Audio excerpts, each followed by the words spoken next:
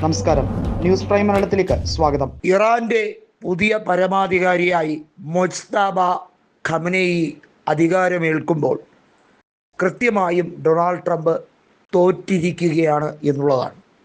Donald Trump പറഞ്ഞത് എന്താണ്? ഇനി ഒരിക്കലും ആ രാജ്യത്ത് തങ്ങളുടെ അധികാര പരിധിയിൽ പെടാതെ ഒരു നീക്കവും നടക്കില്ല. അതായത് അമേരിക്ക തീരുമാനിക്കും ഇറാനിലെ റെജീം ചേഞ്ച് ഏത് വിധേനയാകണമെന്ന്.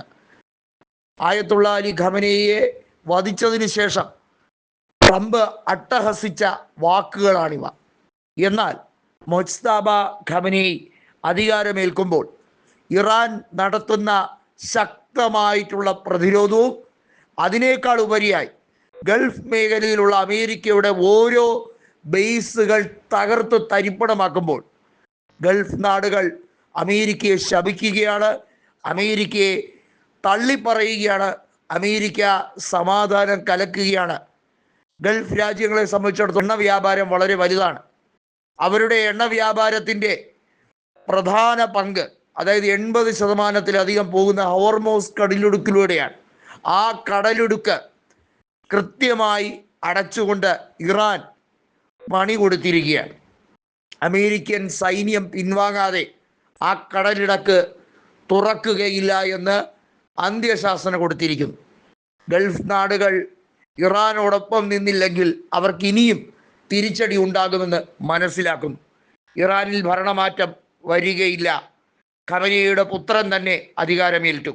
ഖമനേയിയുടെ പുത്രനെ മണിക്കൂറുകൾക്കകം വധിക്കും എന്ന് പറഞ്ഞ ഇസ്രയേലിലും അത് നടപ്പിലാക്കാൻ ഞങ്ങൾ കൂടെയുണ്ട് എന്ന് പറഞ്ഞ അമേരിക്കയ്ക്കും ശക്തമായ തിരിച്ചടികൾ ഓരോന്നായി ലഭിച്ചുകൊണ്ടിരിക്കുകയാണ്.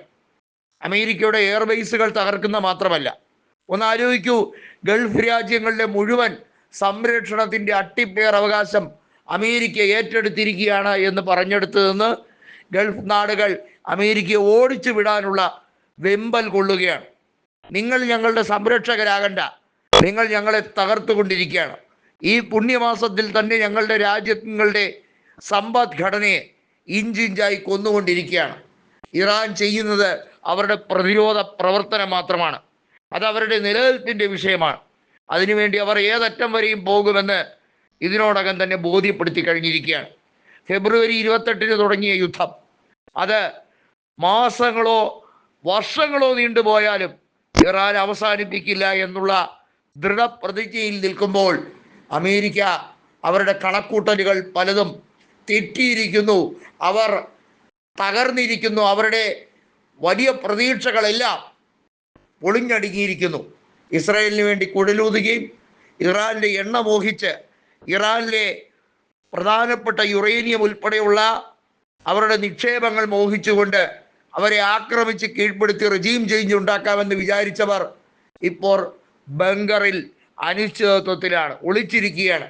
എന്ത് ചെയ്യണമെന്നറിയാതെ അവരുടെ എല്ലാ പ്രതീക്ഷകളും അറ്റുപോകുന്ന രീതിയിലുള്ള തിരിച്ചടിയാണ് ഇറാൻ്റെ പുതിയ ഭരണത്തലവൻ ഇംപ്ലിമെൻ്റ് ചെയ്തുകൊണ്ടിരിക്കുന്നത്.